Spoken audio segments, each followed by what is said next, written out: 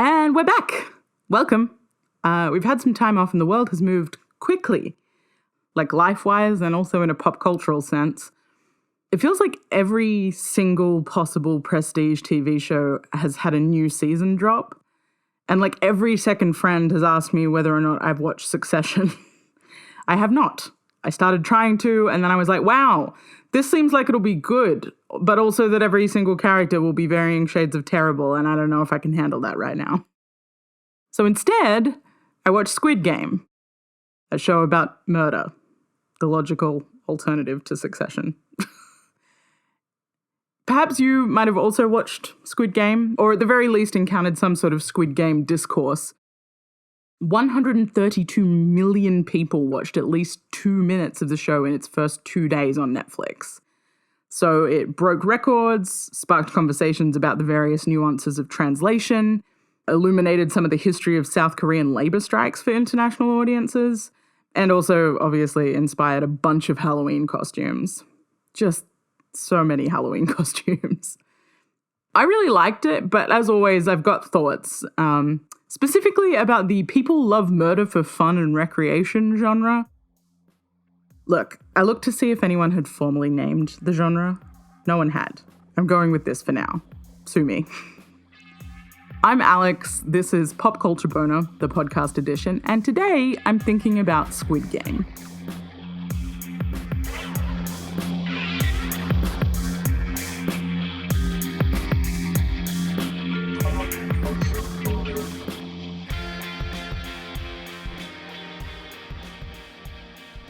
Now, before I get going with this episode, I cannot talk about the thing I want to talk about and also keep this episode completely spoiler-free. I'm going to try my very best not to give the whole thing away, but if you're the type of person who likes to know nothing about something going in, maybe skip this one. If you're not one of those people and you're still coming into this blind, I realize that the introduction doesn't make a ton of sense unless you're fully across Squid Game as a concept. So if you're one of the 4 people with a Netflix subscription who hasn't managed to watch it, the show is set in contemporary South Korea. People crippled by financial debt are approached by an organization with an offer to play a mysterious game and have the opportunity to win an enormous cash prize. What initially appears to be a series of simple children's games turns sinister when it turns out that the punishment for losing the game is a swift and violent death. The show has, perhaps unsurprisingly, drawn comparisons to properties with similar concepts. There's been a lot of discourse about originality, whether the comparisons are fair, whether they're unfair, whether it's fair to scream plagiarism or not. And to be honest with you, I'm not super interested in that. I am firmly of the belief that there's nothing new under the sun, and when you're looking at broad conceptual strokes like genre or plot devices, you cannot be totally and unwaveringly original. What I do find interesting is the enduring popularity of the premise. The first thing I said when I watched Squid Game was, human beings love to revisit Battle Royale every 6 to 8 years. Deadly games aren't a new concept on film. It's kind of a classic setup that contrasts something fun and carefree with life or death stakes. I think we like it because it illuminates maybe our most basic fear about our own lives, which is that they don't matter and that they can be snuffed out on a whim or by chance. But Squid Game is more than just deadly games. These games are constructed for a purpose, specifically entertainment. People love murder for fun and recreation. Maybe by the end of this episode, I'll have a better way to articulate this concept. Stick with me to find out, I guess. Anyway, the concept of a terrifying contest in which murder becomes entertainment is astoundingly enduring, as evidenced by the 9,000 gotcha think pieces comparing Squid Game to various other pieces of media. So I thought we could spend this episode thinking about why a concept like murder for fun might be so enduring.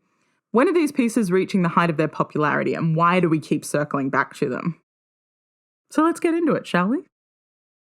So I think it's probably good to start off with what I mean specifically when I'm talking about people loving murder for fun and recreation.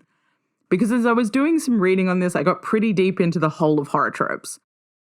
I've thought about it and I've managed to boil down this subgenre to 3 key characteristics. The most obvious thing is a game of some sort. It might be actual games, like games of chance, for example, or it might just be a last one standing after the murder spree type game. But there's got to be a set of rules, the consequences have to be death, and there has to be someone orchestrating it. The second is a group of initially unwilling participants. They might have been tricked, it might just be the rules of the society, they might even end up participating and enjoying it by the end, but when the game starts, they don't want to be there and they're trying their best to get out of the nightmare unscathed. And the final key component is that there's an audience that extends beyond the people orchestrating the game. It might be that the whole world's watching, or maybe it's just the rich and powerful. The rich famously love a little crime when they can get away with it. But someone beyond the evil mastermind has to be watching. Often this display will have a secret purpose, like keeping the masses in check, but it might also just be for entertainment. A lot of films touch on these various elements as part of their world building. So, for example, the Purge films almost always have a scene where a bunch of rich people are making the poor battle it out in some arena of their own devise. Or it'll have a moment where it turns out that someone has carefully designed a murder house that they're using to watch people dying. I think the key difference here is that the game element of this is entirely invented by the people on the ground. The rules of a purge society indicate that all crimes, including murder, are legal for a window of time. If everyone chilled the fuck out, you'd have the kind of crimes that I would commit on purge night, like fancy cheese heists from the deli I can't afford, or taking very expensive, elaborately embroidered coats from bougie boutiques. I've got no time for murder. Furniture made out of actual timber is expensive, and I'm out here with my moving van ready to get me some new bookshelves. No one said you've got to make a fun little murder game for yourself. The Saw franchise is another example that people refer to when they're talking about this concept. I'm not going to acknowledge the later films in the franchise because they're bad and they really lose track of what made the original low-budget production so great, but essentially the franchise focuses on serial killer Jigsaw who constructs elaborate punishments in the form of games. And while the victims in the Saw films are unwilling participants who have to play in order to survive, the games themselves are not entertainment for anyone but the killer. There's a certain moral element to what Jigsaw is doing. His victims are chosen because they're morally bankrupt in some way, but it's not a lesson for society at large because nobody sees the deaths. So what does fit the concept then? Battle Royale, I think, is the most obvious example. The story takes place in a fictional future under a totalitarian Japanese government in which a high school class in their final year of schooling are sent to an island to battle it out against each other.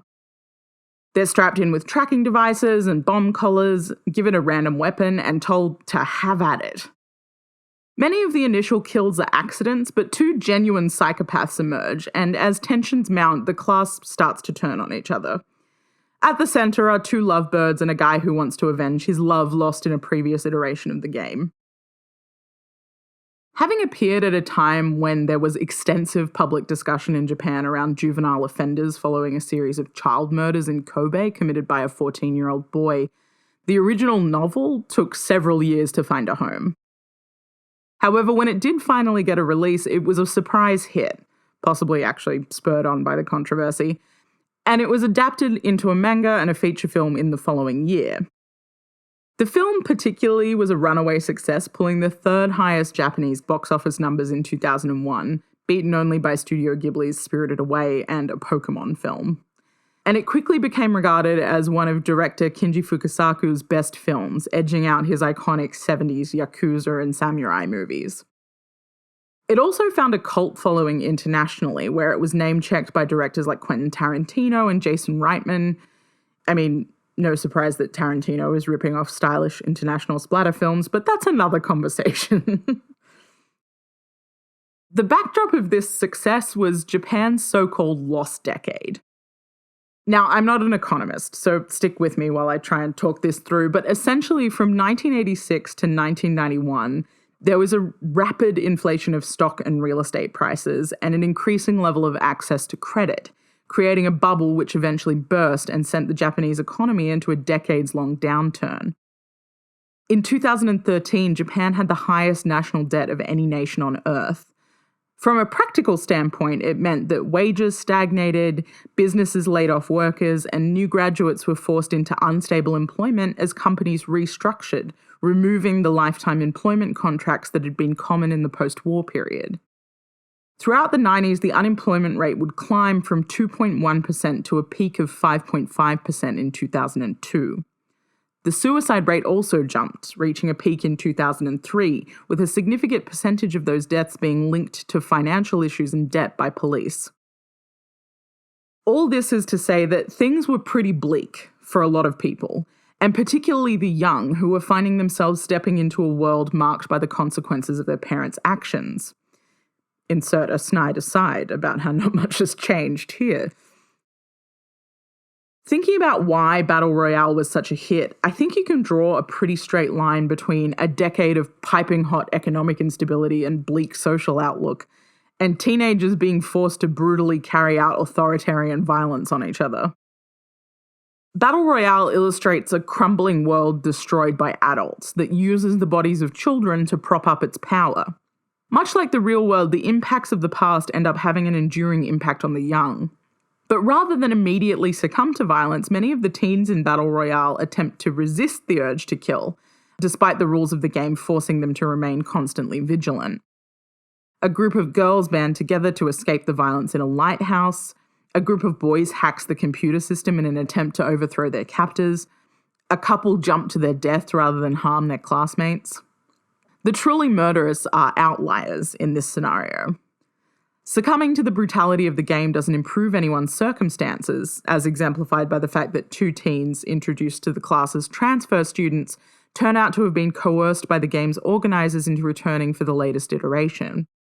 The film's overarching message, reiterated in voiceover and title card, is run.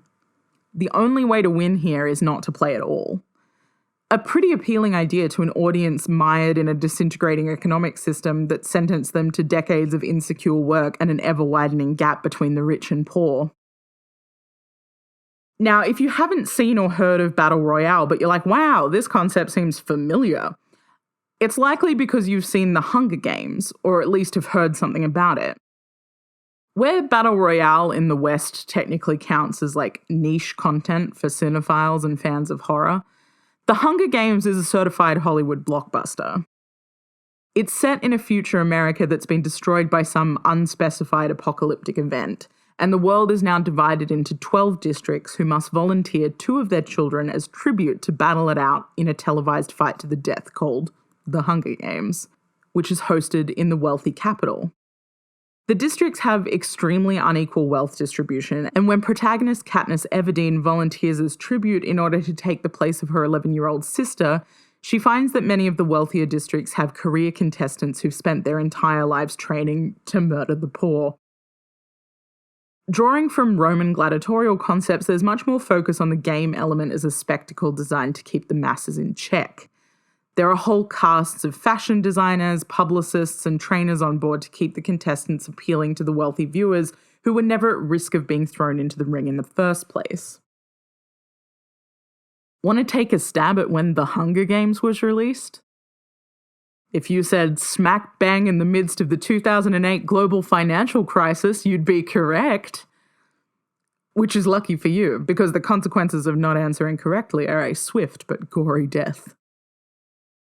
Again, I'm not an economist, so I want you to keep in mind that every time I read information on these things, my brain is constantly looping, this is all fake. We had thousands of years to invent a fake system, and we invented a bad one. But essentially, the causes of the GFC are many and varied, but many people call out predatory loans targeting marginalized low-income groups and the bursting of the US housing bubble as primary causes. But more importantly, the social consequences of the global financial crisis mimic Japan's lost decade. The unemployment rate jumped, foreclosure rates jumped, suicide rates jumped, and fertility rates declined. Unlike the Japanese economic crisis, it wasn't only contained to the US, but rather collapse in the US set off a global chain reaction that almost disintegrated financial institutions as we know them. It's unsurprising then that a series focused on the unequal distribution of wealth and the overthrowing of corrupt fat cats gained so much traction.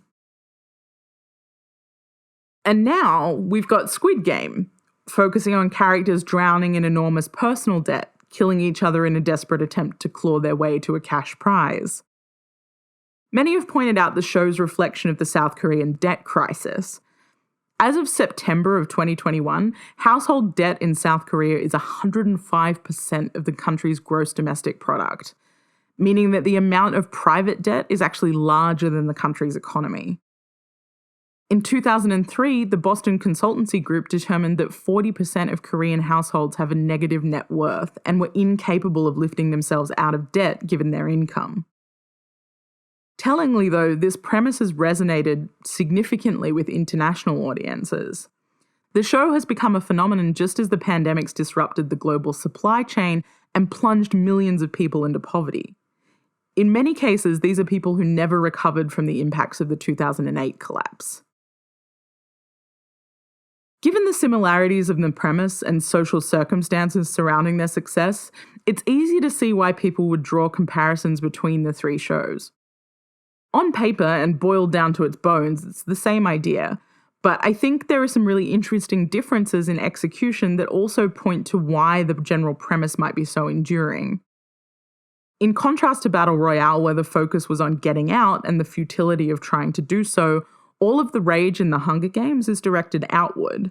They're mad at the government, but in the most American way possible, where Katniss ends up as the accidental face of a revolution, and over the course of 3 books or 4 films, they sort of overthrow the corrupt ruling class to put in a new, slightly better, democratically elected ruling class, which will definitely not face any problems in the future.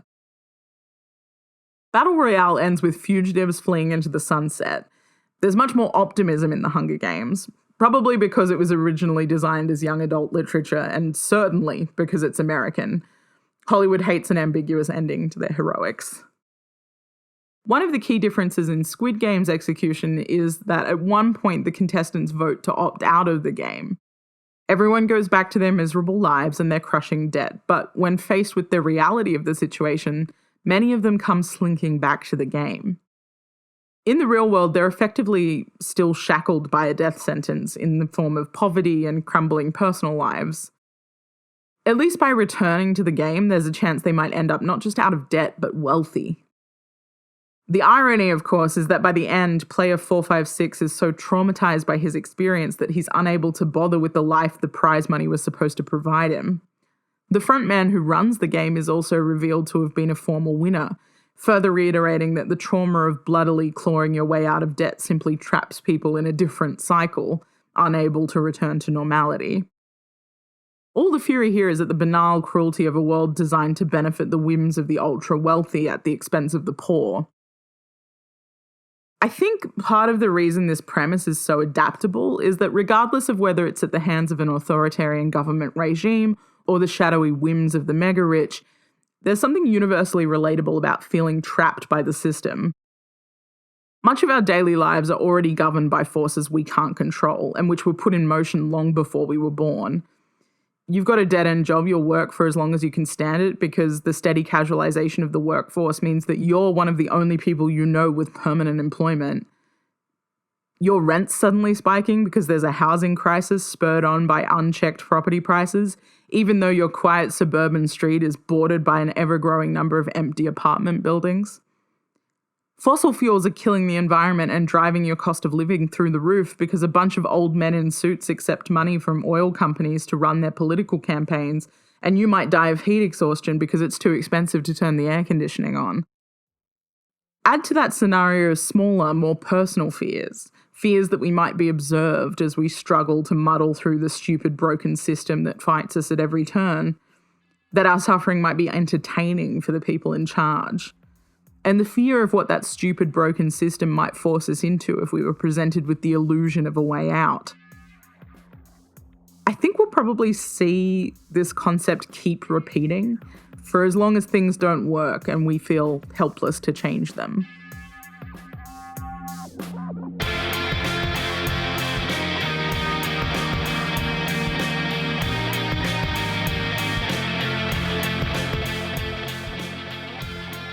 Cool.